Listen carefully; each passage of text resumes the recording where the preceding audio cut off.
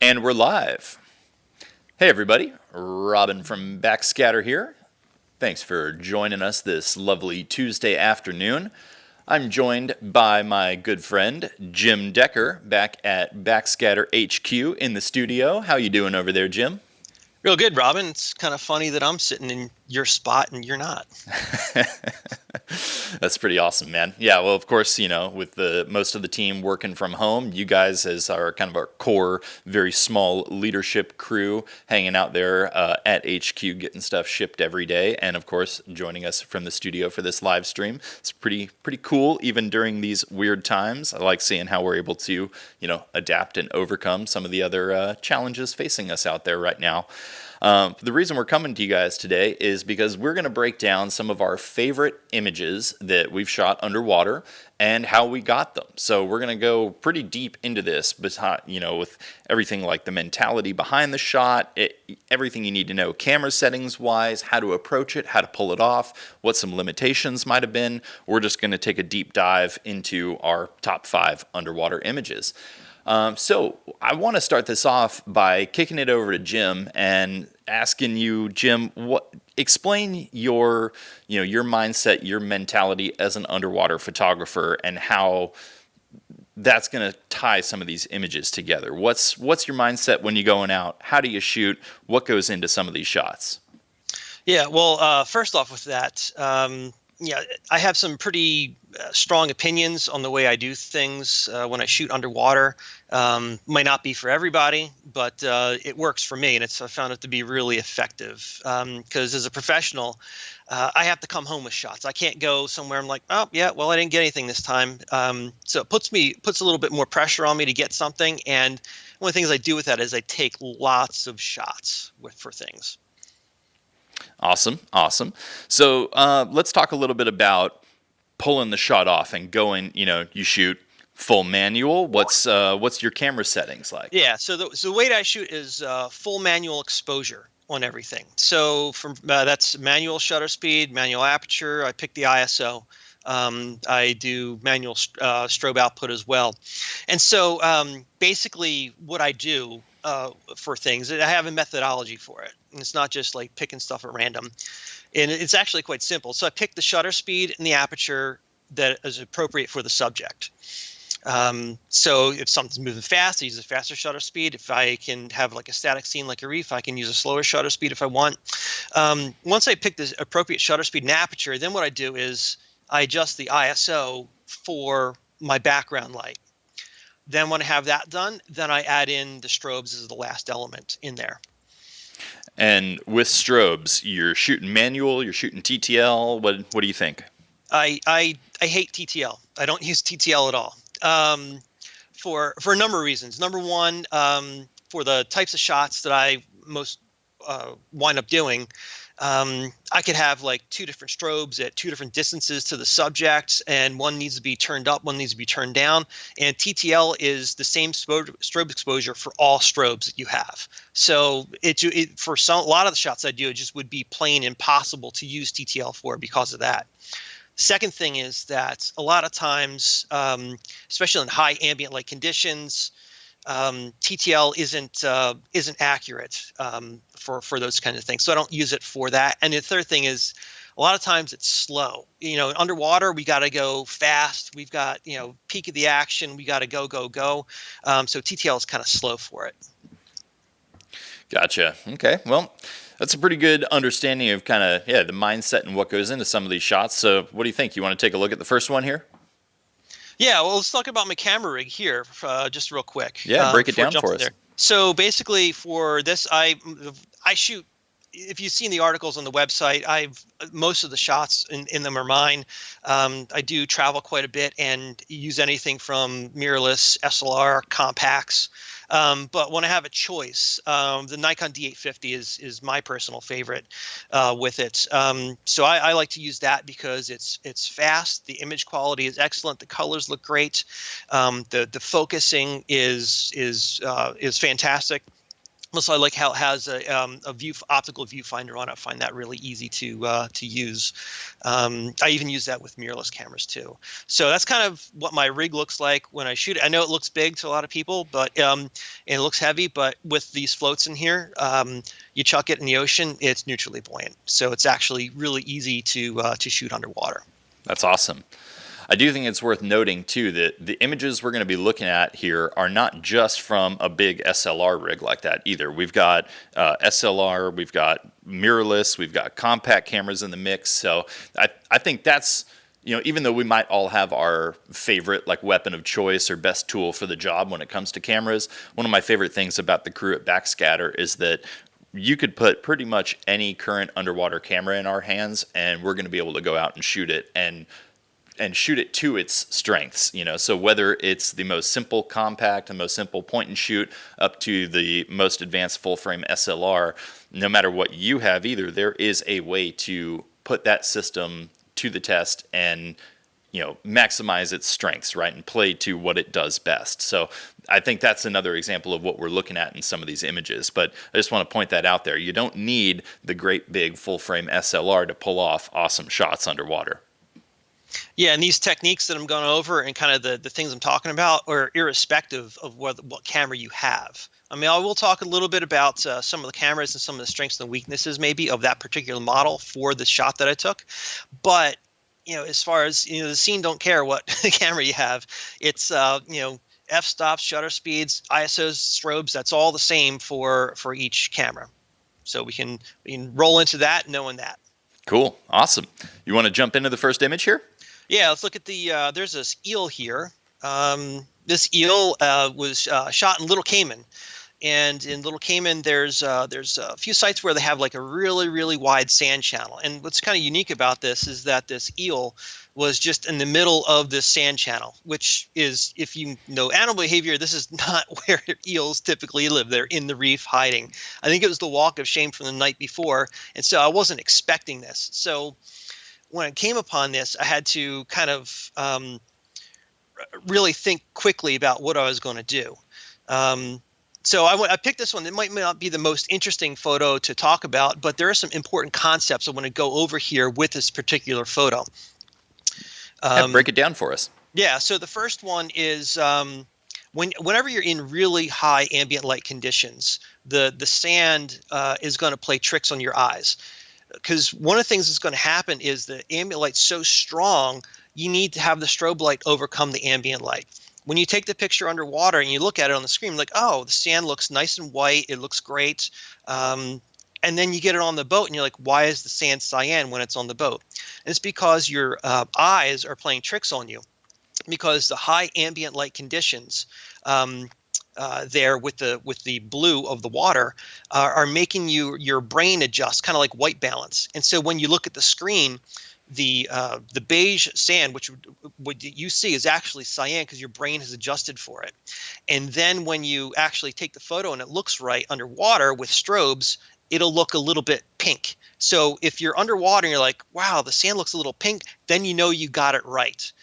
So that's one of the things, tricks when you're shooting in the sand to when you're judging your exposure, is definitely look at that screen and so you can see where the strobes are hitting.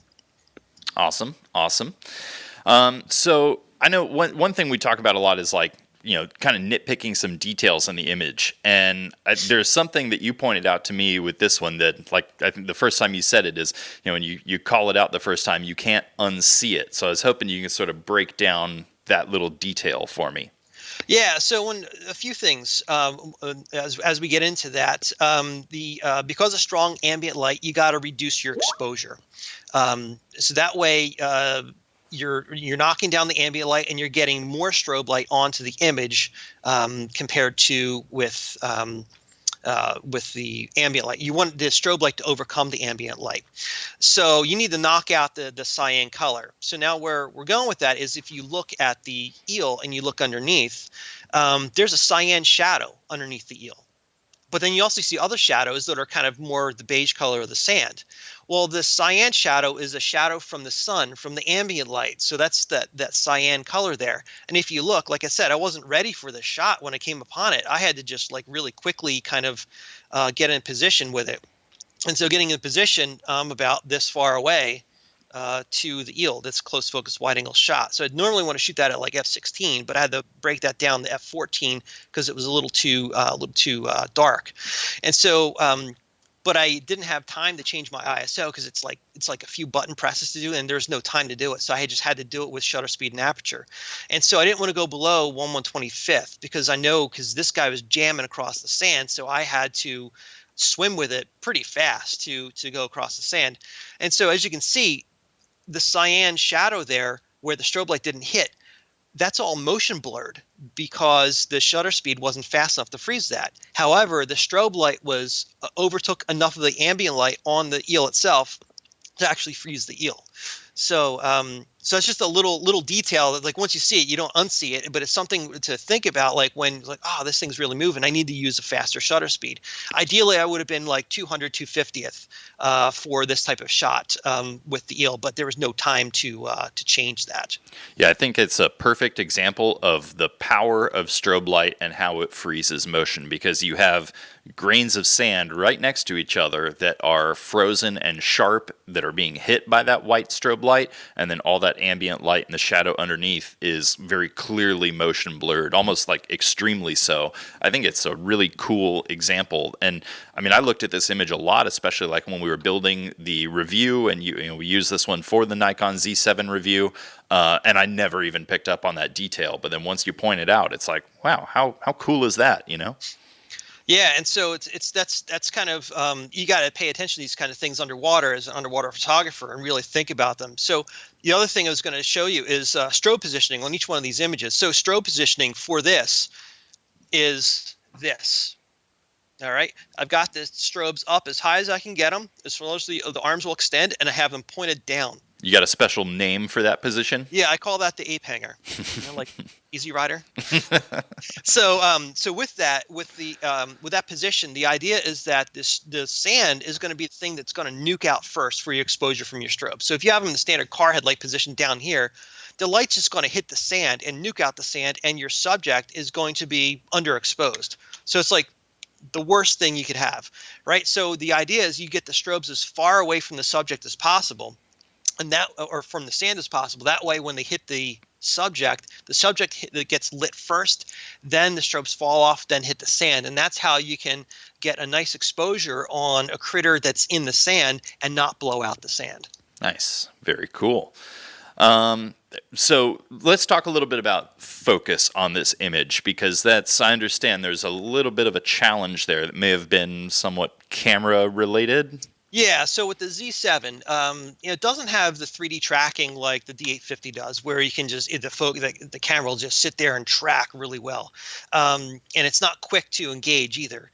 But the Z7, I had it on continuous focus, but since I'm this close to the eel, this much movement will put it in and out of focus even for wide angle. So what I did was I focused continuously, but the Z7 wasn't super great at keeping up. So I do have some out of focus shots in the sequence.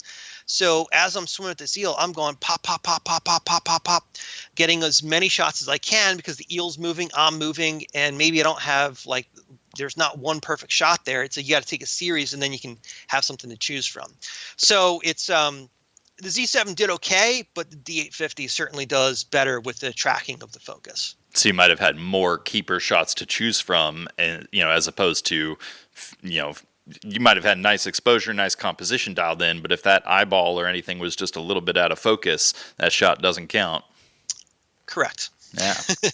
Yeah. You get the buzzer for that one if the eye's out of focus. Cool. I just want to take a minute to call out. We do have some questions rolling in from the chat, which is awesome. We're going to take a little bit of a deeper dive into all of the questions and stuff after we run through all these images. So don't worry, we're not ignoring you. We'll just come back to that as soon as we're all run through kind of our top 5 here. Jim, you got anything else you want to talk about with our friend the eel, or you want to move on? Yeah, let's move on to the grouper shot. You got it. Let's check that guy out. That's a pretty sweet one. All right, cool. This is also a grouper that's in Little Cayman. Okay.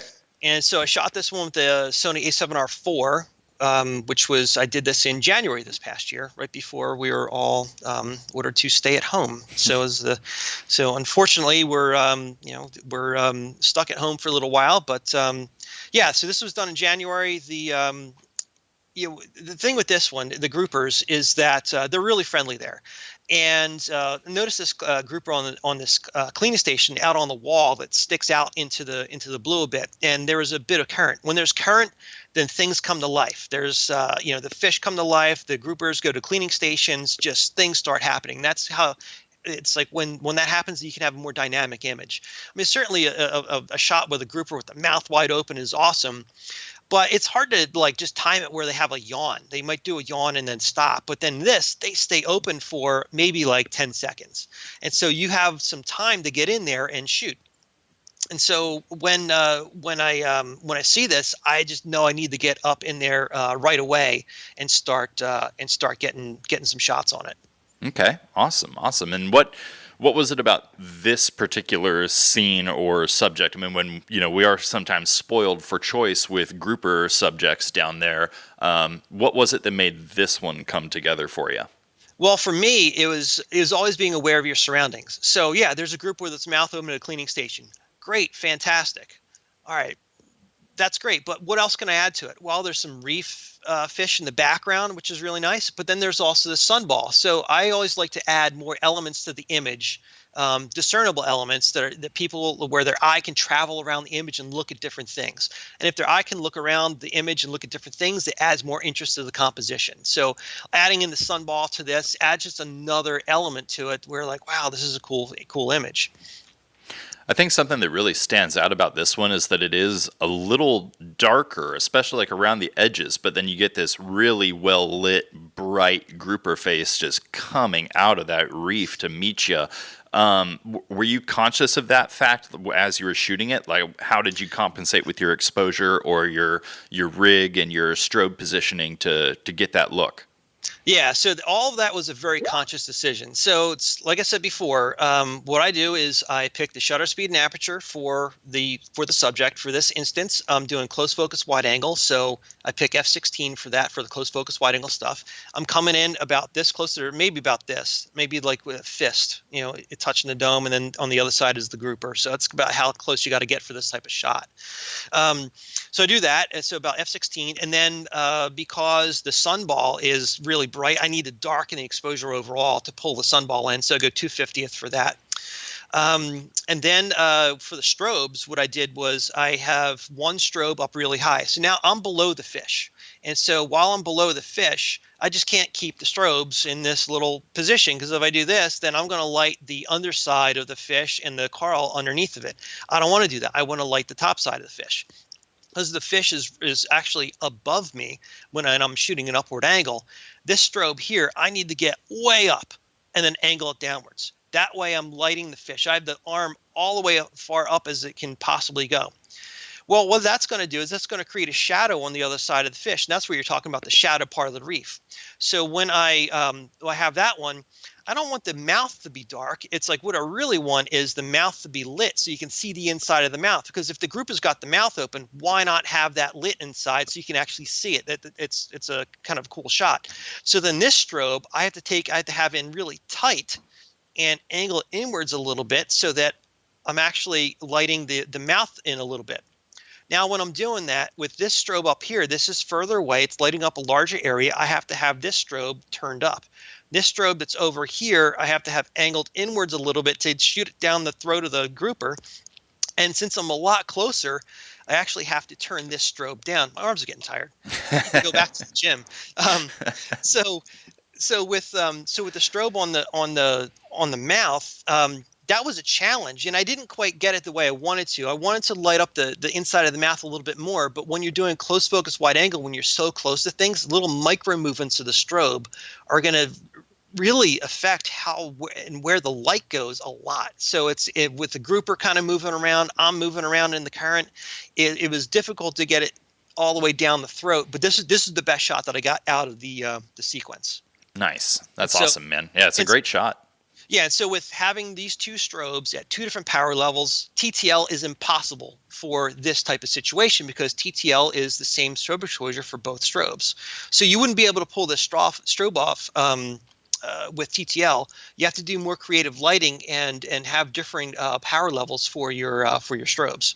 And that can be one of those key golden nugget details that stand between mediocre images and really outstanding, magazine cover print worthy images. It's like just switching those strobes into manual and taking control and spending a few, just a little bit more time on the scene to get that dialed in. The effect is dramatic. Yeah, and with this, the only other thing I'll bring up about on this is the focus, and we'll move on to the next image. So on the focus, this is the shot with the A7R IV, and that was right? Yeah. Yeah, A7R IV. And so with this one, with the focus, the A7R IV has tracking focus just like the Nikons do now. And so it operates the same way. You hit the AF on button, you focus, it tracks it. So I put the square right on the nearest thing in the frame, the mouth of the grouper, and it locked on and stayed on and followed it. And so I didn't have a single image out of this whole sequence that was out of focus because of that. That's awesome. So it's like, the newer cameras now, it's like the focus on, especially the Sony and Nikon, are really, really awesome. Yeah, they're pushing the envelope for sure. Let's move right along. And we got some sweet dolphins joining us with a little diver model in the background. Yeah, so this was shot at San Benedicto Islands on a Socorro run a couple years ago. And the dolphins, we didn't just happen across these dolphins. We knew that they come to the boiler at in the morning, like right before dawn. And so we slipped out there right before dawn. It was really early. The sun wasn't even above the horizon. So the biggest challenge with that is how dark it is. I mean, it is when the sun is at a low angle on the horizon, most of the sun rays bounce off the surface. They don't penetrate. So it might be like really bright on the surface, but you go underwater, it's almost like a night dive. So that was the big challenge for this dolphin shoot. Okay. Before we even get too much into the details of this, just because we've now switched locations from Caribbean Cayman to Pacific Socorro, and we're even going to go to another location as well. Tell me a little bit about why we were shooting at these locations. Because that's where the dolphins are. I mean, right? Even more than that. What if you had a camera malfunction and you needed some assistance or some gear? Or what if you were, a potential guest on a backscatter trip heading to those places? What sort of resources might you find there? Well, the thing that I think you're referring to is that in Little Cayman, we do have Backscatter Authorized Photo Center there with Tiago, who is the Backscatter Photo Pro there. He can hook you up with stuff in Little Cayman.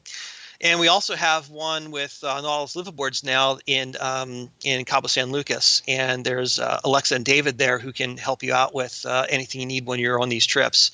So yeah, we do have some commonalities between those two locations. Awesome. Yeah, I thought you were referring to, it's like, why are you shooting dolphins? No, everyone loves a good dolphin shot. That's super cool. And with fast moving kind of open ocean cruising subjects such as this, sometimes those encounters can be kind of fleeting. Yeah, and so they are, and so that brings a good point about how fleeting those things are. So for like I said, I don't think this shot technically is particularly difficult. It's all about luck, and if you have the luck where the dolphins come in front of you, because you do have limited time, they only hang out for a certain period of time. It's not like they're like, oh, they're going to hang out all day. They're there for about maybe 20 minutes, 30 minutes max before they take off, and there's a pod of about 20 of them. And so what I did was I was like, I'm going to get set up for one shot. I want the shot of the dolphin just in front of the camera. I was hoping just for a single shot of a dolphin, blue background. And that's it. That's that. And so I set up for that because the thing that there's just dolphins all over the place. They love playing with the divers. They'll come up to you. They'll mimic you. They'll go vertical. And so you got to resist the temptation to like, oh my gosh, dolphin. Oh, let me adjust stuff and get ready for it. And then it's gone. And like, oh, another one. Now it's over there. And I got to do this with the strobes and it's gone. So set up for one shot. And so that's what I did. So what I did is I got the strobes need to be out pretty far because it's a larger area. So I'm probably out about here with the strobes for the dolphins. And then what I do for exposure is, well, they're moving, right? So I'm going to go fast shutter speed, 1/250th. And then f8, they're not going to be super close to the dome. They're probably about from the dome. They're probably about there to the dome. So that's how close you got to get. Because if you look at the image, as far as closeness, you can see the one in the front. It's got a nice warm color tone to it, but the mom and the baby in the back, just a little bit further away, you can see the color tone is a little bit different on, a little bit more green, a little bit more cyan. That's the ambient light creeping into the image and mixing with the strobe light. So you can see even just a little bit of fall off on distance affects the strobe light tremendously. So that's why you got to be close to things. And that's why I shoot for all my wide angle stuff, pretty much everything that's in here, I'm shooting a fisheye lens. So with that, what I do is I set up before f8 2/50th of a second, and then I take a picture of the blue and I look at it to get the appropriate color blue. And it was so dark I had to go to ISO 3200. So this was shot with the D850, which can handle ISO 3200 pretty well. Even it sounds pretty high, but it actually did a really good job on it. And then what I did is, well, how do I judge my strobe exposure? Well, I don't want to just have to waste a dolphin shot to get it. What I did was, there's a giant rock behind me. So I swam over to the rock. How far away is the rock is about how far away the dolphin's going to be. So I make the rock about that far away. I take a picture. I look at it. I dial in the strobes to get the appropriate exposure for it. Now I'm set. Now, so whenever I don't have to worry about focus, I don't have to worry about exposure anymore. I don't have to worry about my strobe position. I got everything. If I have like a dolphin that's shot that's not really great, I can take a picture of it. If it's at the same distance, I had some of those. All right, that's set. So now I'm just waiting for the dolphin to come by. And so I look out of my right eye, I look over, and like, here's this family of dolphins coming by, and they're bringing the baby in close to me. And so they come in really close. They swim pretty slow for dolphins past me. And as they come by, I use the 3D tracking. I track focus. I put it right on the eye of the first dolphin, press down focus, hold that down. And as it comes by, I go pop, pop, pop, pop, pop, pop, pop, pop, as they come through the scene. And so since they're coming through the scene, I can fire off pretty rapidly. I'm using these strobes, YS250s. I only have to have them like, it was like quarter power or maybe one step below quarter power because the ISO was so high because it was so dark.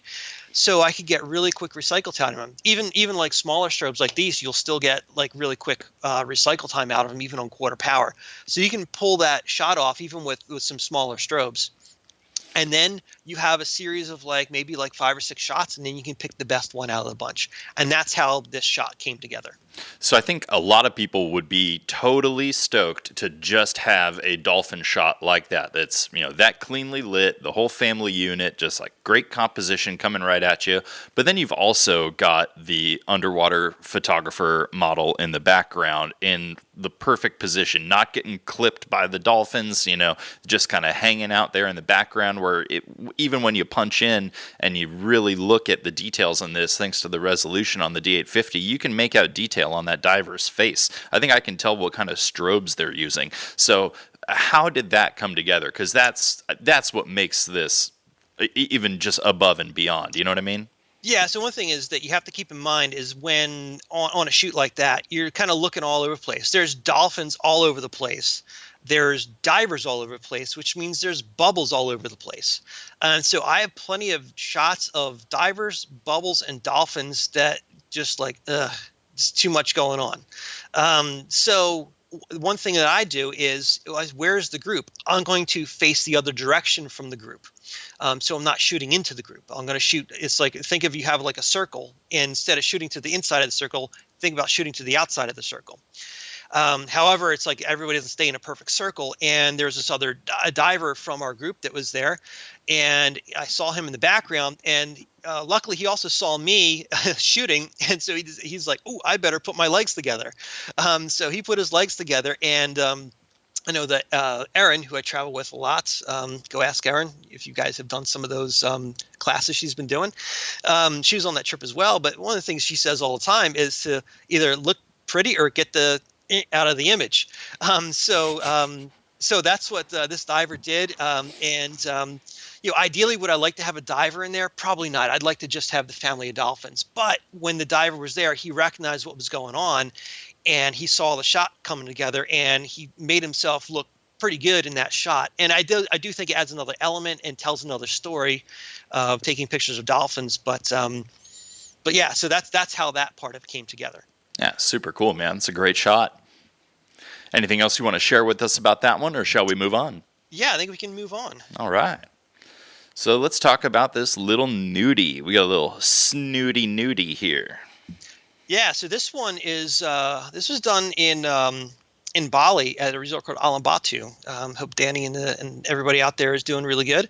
And so with this shot, this was done with the Sony RX100 VII.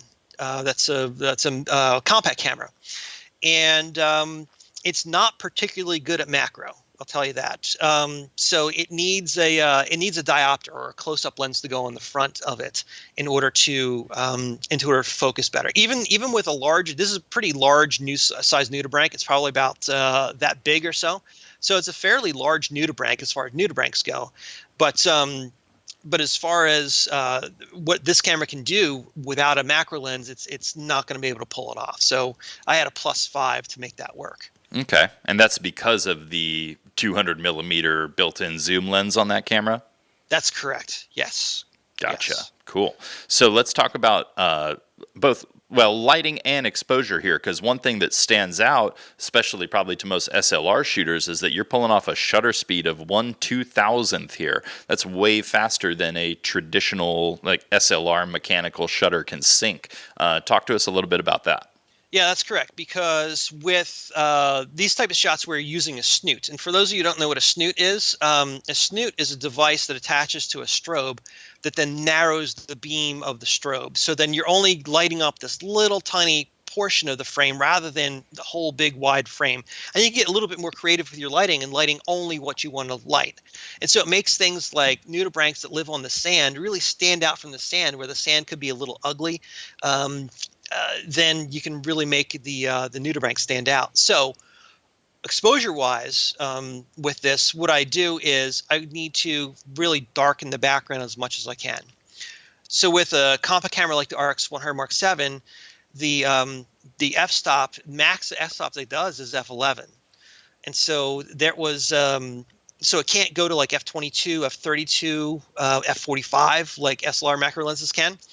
However, the shutter speed can go a lot higher because it doesn't have a mechanical shutter. It has an electronic shutter. So as far as being able to take a picture and have the flash and the image at the same time, you can go to 2000. But on most SLRs, like a D850, you can only go to 250 as your max. Otherwise, the flash won't synchronize with the shutter anymore. So with that, I can do that. However, I was shooting a prototype of the Backscatter mini flash at the time, and it wasn't as powerful as the production model is. So with a nudibranch this size, I'm actually a little bit further away from it than you would actually think, and so the snoot and the light from the strobe were a little bit further away. So I'm typically, for this, I'm probably about this. I'm going straight over top with the snoot and coming down and hitting it at an angle to light up that nudibranch with the snoot. This way I blacken out the background, and then I have the snoot up here. There's this little thing here that has you can see the holes in it. The holes are for different sizes, so I can adjust the size of the hole. And that's the aperture card for our optical yeah, it's the snoot, aperture right? card for the snoot. And then you also notice on this particular one, we have two different cards. This one has ovals to it. So nudibranchs are kind of like an oval shape. So when I put this in, I use the oval, and then I can match the shape of the nudibranch to the beam of light with the oval. And I can do that by rotating the snoot here. And I can rotate it so I can match up the oval perfectly with nudibranch. So you can see how the light is going a little bit farther down the nudie's body as opposed to just that overhead Right. straight If it circle. was just, yeah, if it's overhead straight circle, I'm not going to light up the whole nudibranch, and I'm going to light other areas of the sand. I want to light the nudibranch and get as little of the sand as possible. Very cool. Very cool. Let's see. How did you pull off focus on this thing with that compact camera where you've just got a half press and focus and fire? You don't have the luxury of a back button autofocus like an SLR. Yeah, correct. So what I did with the focus on this is I had to pick my point of focus. The point of focus is going to be rhinophores. Those little two stalks in the front that are sticking up. So out of whenever you're doing a nudibranch shot, you want that to be the thing that's in focus. You got to nail the focus on that part. So the nice thing about the RX100 Mark VII is that it has tracking focus just like the A7R IV, the full frame mirrorless. It works exactly the same. And so while you don't have an AF on button, you can do half press and achieve tracking focus with that. So when you have the tracking focus, you can, even with the +5 diopter on it, it would track the focus on the rhinophore. And so that's how I got the focus on there. So if I move a little bit, it's the focus square still tracks that and gets perfect focus. And as you can see, it's like super, super sharp on that. Mm-hmm. Yeah, very cool, man. It's a great shot. It's classic snooted macro, just that nice amount of fall off of like soft depth of field on the back of the nudie, but the focus is right where you want it, tack sharp on that key area. And yeah, perfectly lit thanks to that snoot and playing to the strengths of the compact camera, overcoming some of what it can't do compared to an SLR, but jacking up the shutter speed and, and working with what it can do even more so. Yeah, and so with that, another advantage of having a compact camera with this type of subject is that compact camera is a lot smaller, so I can get it down in the sand. And so with this one, getting the camera way down in the sand, I can have the rhinophores on a black background. A lot of things that novices do when they take pictures is they just shoot downward at the sand. And what you really want to do is you want to get the camera down low and then shoot more of an upward angle so you have some free space behind things. And that's how I got the rhinophores to really stand out and get this whole nudibranch to really stand out, by not shooting downwards at the sand. Yeah, much more of that classic portrait technique, not, yeah, it always looks better looking at its face than looking at the top of it looking straight down with muddy background and no separation. Yeah, and it just goes to show you, it's like, even when you look at the quality of this image that's coming out of this compact camera, this shot was used for the cover shot of the marketing brochure for the Backscatter optical snoot and mini flash. So we went to print with that at a very large size on that marketing brochure. It was an 8.5 by 11 sheet, and the center was like the nudibranch took up the whole center of the cover. And so you can get some really good shots and have it come out really looking really good, even with a print, even with a compact camera like this. That's awesome, man. Yeah, it's like, you don't have to have a big rig to pull off the cover shot. Definitely not. So you want to get a little bit weird on our next shot here? Yes, this will be a very unique shot, and then after this one, we can see what the questions are in there. We can do a Q&A on it. Yeah, we got some great ones, and if anybody else has any other questions, drop them in the chat. Our team is relaying them straight to us, and we will go all in on those as soon as we cover this one. All right, so this one shot with the Sony A7R III at our one of our favorite places to dive. This is the Critters at Lembeh Resorts in Indonesia, in the Lembeh Strait. And so they have lots of cool critters there, and they also have another. We have another Backscatter authorized photo center there, and say hi to James and Dimpy and all the people out there. For sure. And, oh, sorry. I was just going to say this one's kind of hurting my brain because I can't tell if it's macro or wide angle. Yeah, and I'll tell you, this has got to be one of the most difficult shots I've ever had to pull off with this. And so this is shot with a lens by a company called Laowa. It's a 24 millimeter macro probe lens. So basically what that means is Robin has one there. If he can show you what it looks like. It's this really long tube of a lens. Yeah, check this thing out. How cool is that? And so with this lens, this is what you would call like a wide-angle macro lens, because it can focus up to about 1 centimeter in front of the lens element, and also do 2:1 macro, but still maintaining a wide field of view. And so with this, I found that works really well with macro subjects that you would, the size that you'd normally shoot without a diopter on a macro lens. So this flamboyant cuttlefish, people know that it's not a large creature. It's probably about this big. It's not very big, and so maybe about 3 inches long or so. And so it's like, wow, it's like you usually don't see a picture of a flamboyant cuttlefish with a diver in the background. And I wanted to do that with this lens because it was allowing me to do some more wide angle kind of shooting. And so what happens with this lens is, this is a phenomenon in photography and lenses, something called perspective distortion. So when you have a wide angle lens and you get super close to something, the things in the foreground will appear larger than the things in the background. And so when you do that and you get really close, the closer you are, the more exaggerated this effect becomes. So by getting like 1 centimeter away from this guy, as close as I can, the cuttlefish will appear really large, but then the diver will appear smaller in the background. And so, for people who aren't divers, they're not going to get this image. But if you're a diver and you've been to Lembe, flamboyant cuttlefish, that's like, how can you have like a cuttlefish be that big in the frame and have a diver in the background? Well, that's how you do it, is through perspective distortion. And so, I notice on the settings of this, we're looking at a pretty slow shutter speed and a questionable aperture. Yes, that's because this lens is extremely difficult to shoot. This lens is manual aperture and manual focus only. So what I mean manual aperture, you don't control the aperture by your camera. It doesn't have a connection for that. All it has is you can turn it on the lens itself, and there's no clicks on it either. I actually have an example of that I can show here. This is, it's just this smooth dial on the front from f14 to f40. There's no clicks, no stops. It just rotates about that much.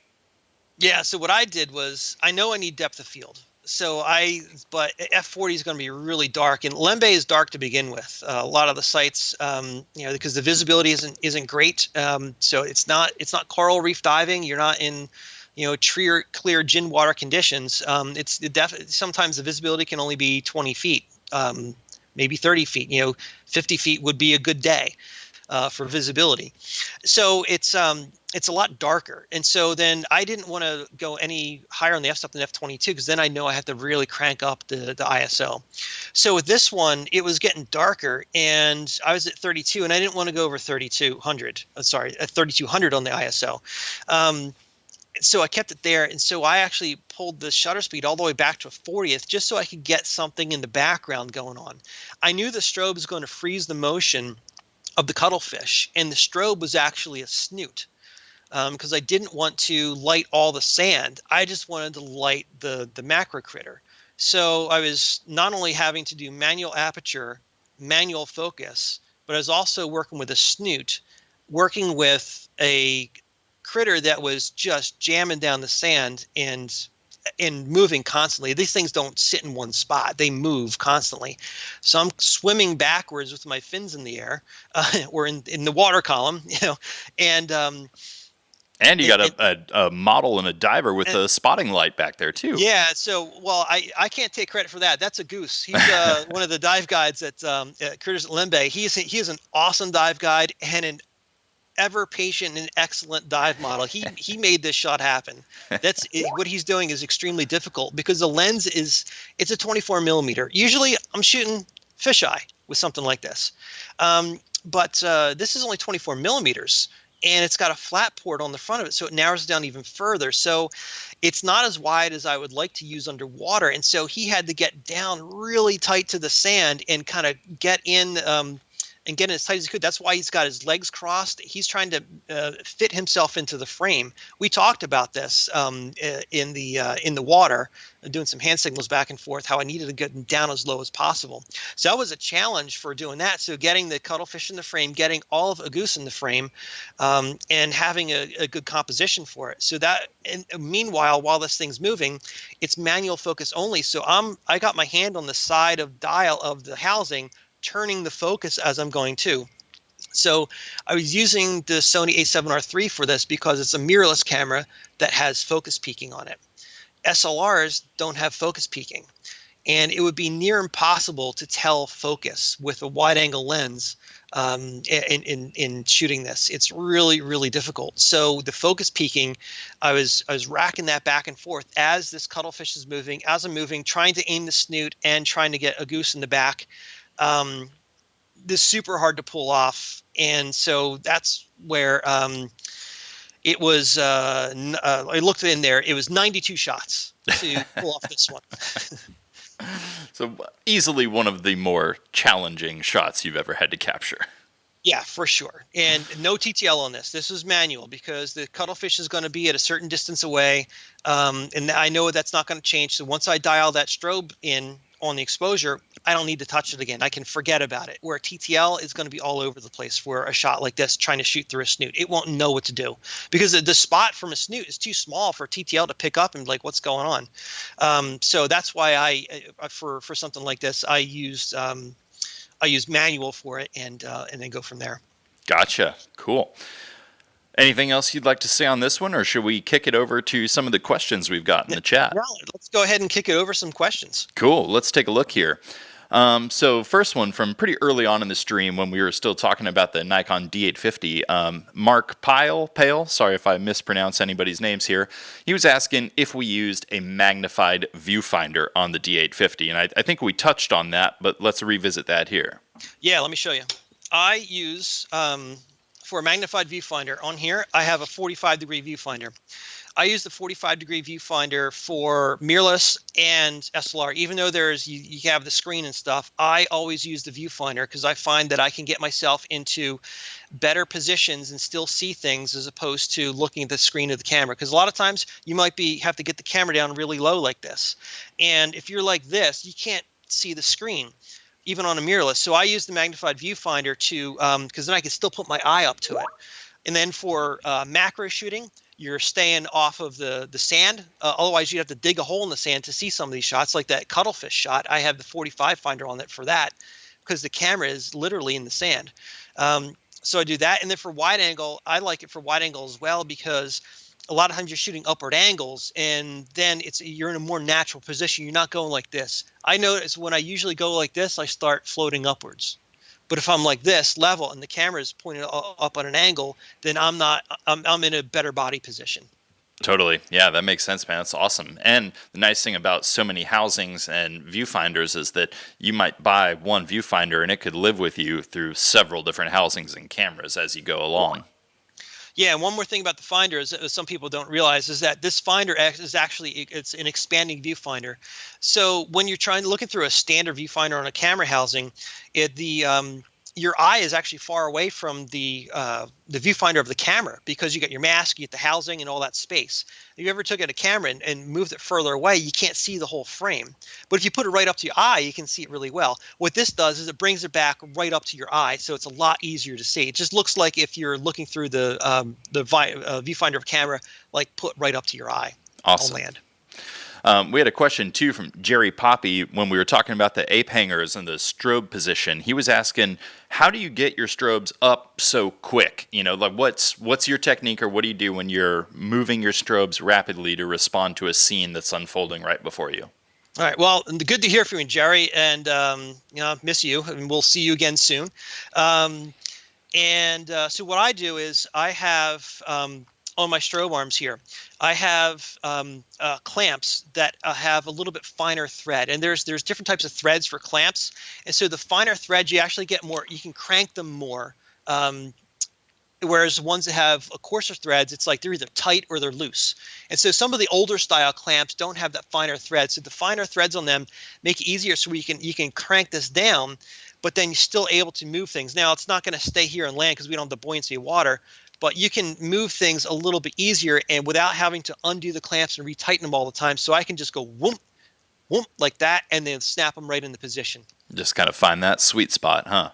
Yeah, sweet spot on the tightness, but the clamps with the tighter threads on it, that's what works better. You know, the Ultralight has them now. Nauticam has them now. I think some of the other brands have tighter threads on them. Cool. That's awesome.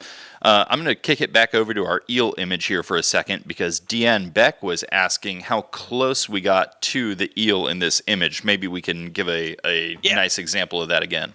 Yeah. So when yeah, going over this earlier, it's like I am about that far away to the eel, maybe here. So one fist bump to one One shaka fist bump. distance. Yeah, about there. It would vary because the eel's moving, I'm moving, but that's kind of the range that it was. So like kind of here. There you go. The hang loose method, right? The shaka, that's the key distance there.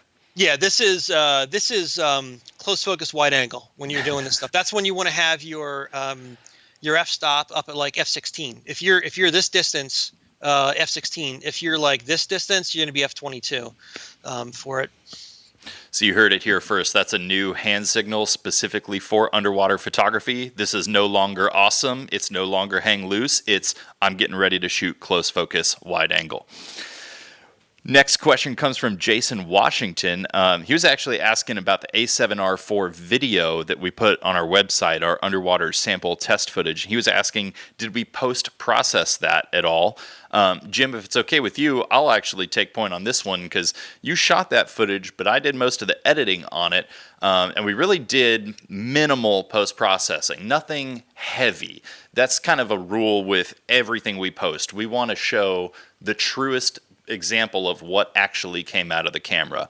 So we might do a little bit to play with the contrast or, just kind of check some stuff out. Maybe a one-click white balance in some clips, but for the most part, anything we're putting out for an underwater camera review, we try to present the closest result to what you would actually get getting it straight out of camera, not spending hours color grading and tweaking and having fun in post, which you can unlock a lot more potential from.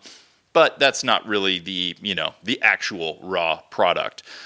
Jim, did you want to touch on that at all and about maybe how you captured some of those clips or the importance of like in-camera white balance?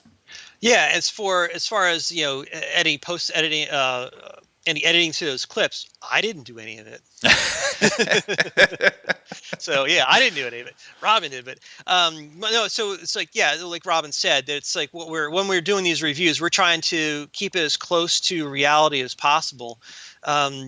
Unless we have something where it's like, wow, we had to do a lot to it, then we actually show, well, it's like maybe it didn't come out good in camera, but then we were able to fix it in post, and this is how we did it. You can see that, I think, in the D850 article or the A7R III article. I think we might have done that. We did some back-to-back clips where it was uncolor corrected and then color corrected, and how we did that. I think Robin's article on the Black Magic also does that as well. Yeah. But as far as the A7R IV, I'd say the A7R III and the A7R IV are doing a hell of a lot better white balance than the previous generations of cameras that Sony had out there. The previous generations were absolutely horrible because they would only white balance to a maximum of 9900 Kelvin. For underwater videography, at 30 feet, we're probably at about 30,000 Kelvin. So we require a much higher color temperature. So starting with the A7R III,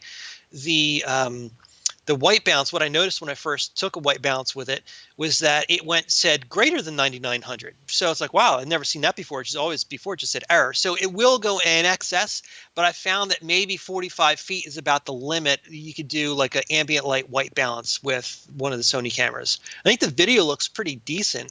And certainly if you're using lights, you're not going to need the balance to that high of a color temperature. You'd balance to the lights or use auto white balance or experiment between those two. But yeah, it's like I think that the video looks pretty good. And if for macro, of course, it doesn't matter because you're going to have a light on the whole time. Mm-hmm. So for macro, so we're only talking about the ambient light wide angle stuff with A7R IV. I think is, it's unfortunately only goes to about 45 feet. Sony is the king. I'm sorry. Canon is the king in this area. They have the best underwater custom white balance that you can do for camera underwater. They have the best color by far for the wide angle ambient light stuff. Yeah, everything else, when you're adding lights in, then that's off the table. The rest of them are looking pretty even. But yeah, for that type of shot, that's really the underwater test for a camera for white balance is the ambient light wide angle. Mm-hmm, for sure. Cool. Thanks. Hey, Tim McClure asks, he says, one thing in his head on a lot of these shots is how best to mitigate backscatter. Not us as an organization, but all of the little reflected particles in the water. So he was asking about, strobe positioning, and besides diving in super clear water, how are you minimizing the amount of backscatter in these images? Well, I'll quickly touch base on a couple of images. So, for example, the eel, right? One of the things with doing things in sand, maybe if we do another one of these, I'll have some images that are just like dirty sand flying all over the place. You're like, where's the backscatter? It's not there. We can do that on another session sometime. But with the eel, the things you have to think of is that if I take a strobe, and this is my camera housing, I fire it this way, the strobe is going to light up everything in front of the camera lens. The camera lens and the strobe are looking at the same thing. Because it's coming out as a cone of light, right? Right. The light's going forward, the lens is looking forward, I'm looking straight at it. However, if I go like this, right, what's happened? I'm lighting it from here, but I'm looking at it this way. So where's the shadow? The shadow is on the underside and on the sides of it. The light is hitting from the top. So the camera's not looking at the top, so it's not seeing the brightest part of it. So if I light it this way, I'm lighting up the brightest part, and the lens is looking at the brightest part. If I light it up here, I'm lighting it this way. The brightest part is this way of the particulate matter, and then I'm looking at it this way. So I'm looking at shadow when I go this way. It's not going to completely eliminate it, but it will greatly reduce the appearance of backscatter. Awesome. Awesome. So that, and then when you look at the, for example, the Laowa lens shot with the cuttlefish, that one, I've got a snoot, and cuttlefish is right here. I got the snoot right here. With backscatter, it's like if you have this much water to shoot through, you're going to have more backscatter because there's just more particulate matter. If you shoot through this much water, there's not as much backscatter because you're not shooting that much water. So when I have it like this, at the end, imagine this is the probe lens. And when I have it at the end of the probe lens, there's I'm only shooting like this far. There's hard, even in like Lembe where there's just like junk in the water everywhere. I'm only lighting a little sliver, like a little sliver of the light, and then I'm also only going that far. So that's why you're not seeing any backscatter in that image. But if you look closely at the background in that image, you could see there's particulate matter all over the place. It's just that I'm not lighting it. Mm-hmm. Mm-hmm. I'm actually really glad that you brought that up as an example and asked that, because Tim also asked, he was curious about the strobe position with the snoot and the probe lens. So you kind of did a 2-for-1 there. That's pretty awesome. So Debbie was asking, she said she had trouble in Raja shooting nudies with a current. And so she was asking, would maybe having a longer depth of field be better for that kind of situation? The short answer is no. A longer focal length lens is going to give you a narrow angle of coverage. As you move the camera more, it's kind of like, when you're trying to find the moon with a telescope. It's like, like, where is it? I can't get it, because it's such a narrow field of view. And so that narrow field of view is going to make it even harder. The thing is with nudibranchs and current, it depends on how much current there is. If there's tons of current on that dive, sometimes I just give up. It's because I'm not gonna be at my best at that point. If the current starts picking up and if I can't be in position, I've seen it where the current picks up enough where the nudie can't be in position. The current just wafts the nudie away. It's like, well, there's not much you can do about it at that point. So it might be wait an hour and go on another dive and then try to shoot the nudie again in better conditions. You'll wind up having a much better photo by doing that. And probably have a much better time, too, It's like you can get your rig set up to shoot how you want, but Mother Nature is always going to have the final say. Yeah. Current's fun and all. It's like but it depends on what you're shooting. If you're set up for nudibranchs and setting up for macro and you can't stay in position, and there's going to be sand blowing all over the place, too, when that happens. And so it makes for rather difficult shooting conditions for that. But if you're like in Palau and there's sharks swirling around, you want that amount of current. So one of the last questions we've got here is actually from our staff, because there was looks like a little discussion going on the side on the chat about sensor size and comparing a camera with like a 4/3 sensor versus a full frame sensor. So I assume we're talking micro 4/3 here versus going full frame, and what somebody might want to consider there. Yeah, and so basically a bigger sensor equals larger pixels. Larger pixels equals more light. More light equals less amplification to the sensor. And being more sensitive, less noise. That's really what it comes down to. So the bigger sensors gather more light, have less noise than the smaller size sensors. And that's why with the bigger sensors now, especially with, getting into, D850, A7R IV. I mean, A7R IV is what, 61 megapixels now? But with that many megapixels, you think, wow, you're going to get a huge noise hit. But you don't with it. They've actually improved the technology quite a bit to pack those pixels really tightly on there. I don't see any difference in the image quality degradation by going to 61 megapixels over the A7R III, which was 42 megapixels. So they almost went up 20 megapixels, like a 50% increase, but the image quality stayed the same. So when you're dealing with smaller sensors, they're not going to be as sensitive to light as the bigger sensors are, and that's why you have like a Micro Four Thirds sensor. That is something that is half the size of full frame. And so if you think about it, half the size of full frame, and they have like 20 megapixels now. Well, if you double that, that would be 40, right? That'd be the pixel density of like 40 megapixels, which is where you're coming into with some of like the D850 range and the A7R III range.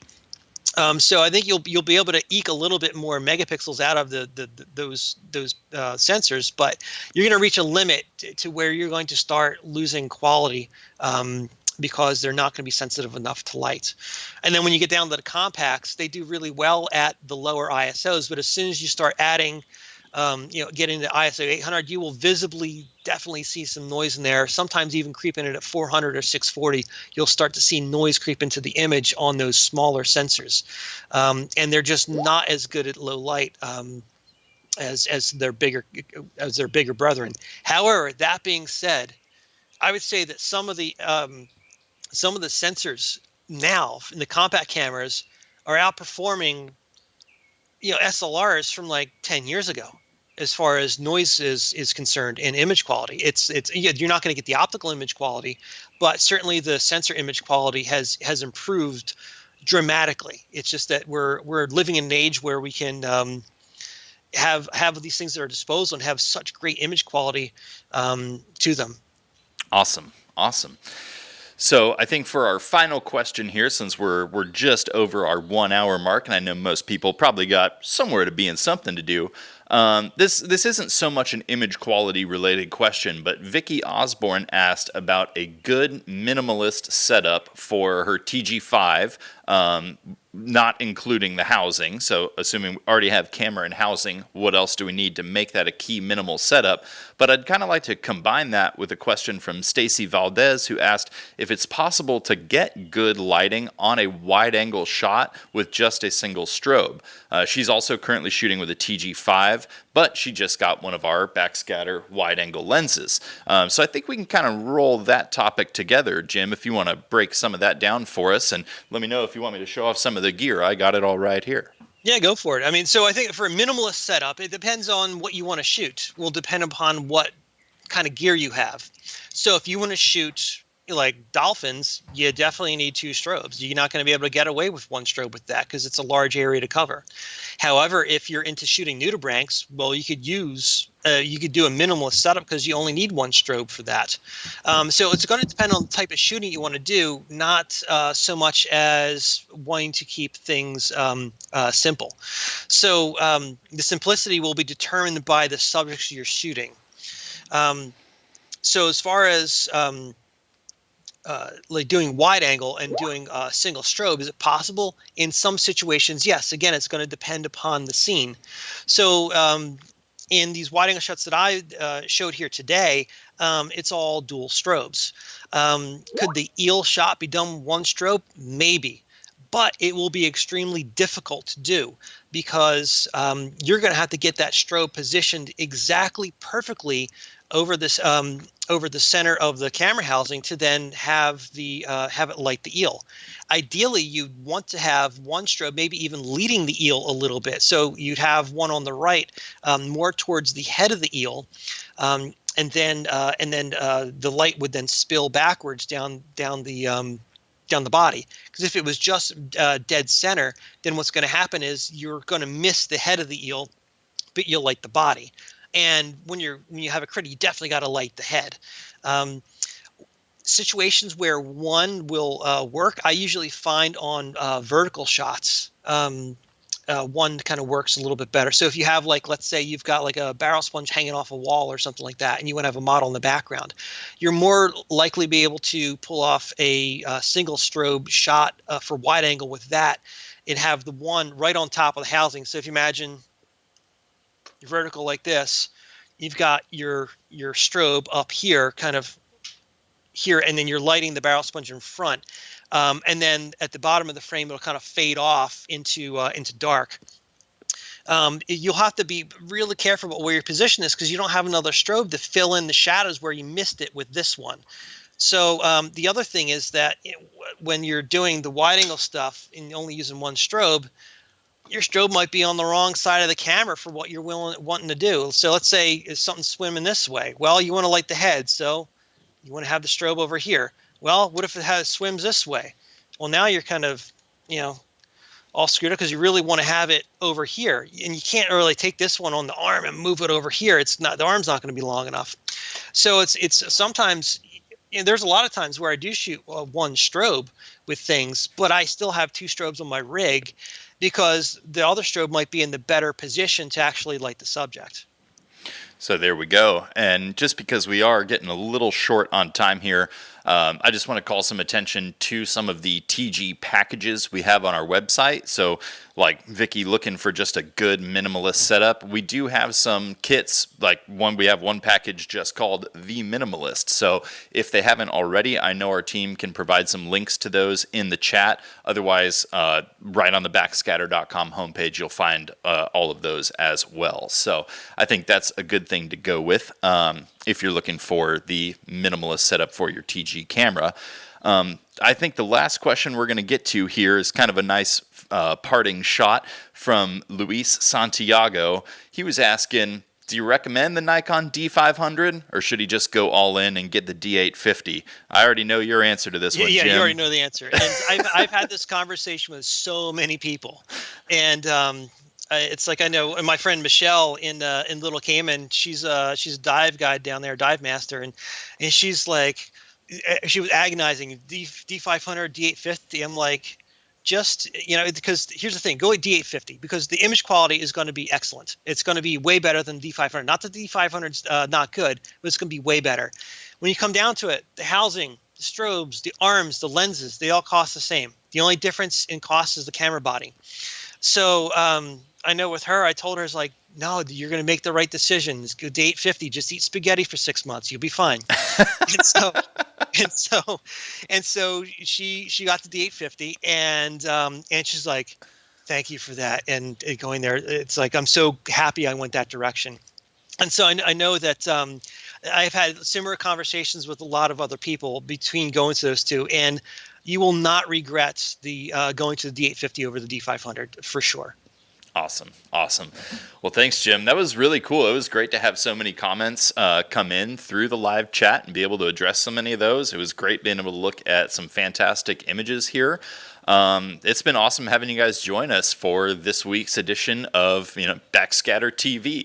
It's kind of fun getting to get used to the live streaming scene here and be able to connect with all of you and share this content on Facebook and the greater internet abroad. At this time, Jim, would you like to say anything else, or are you about ready to sign off? Yeah, I want to just say thank you, everybody, for tuning in. I know this is a difficult time. I know that there's a lot of tragedy out there right now too, and so it's we're very appreciative of everybody out there, and hoping everybody's staying safe.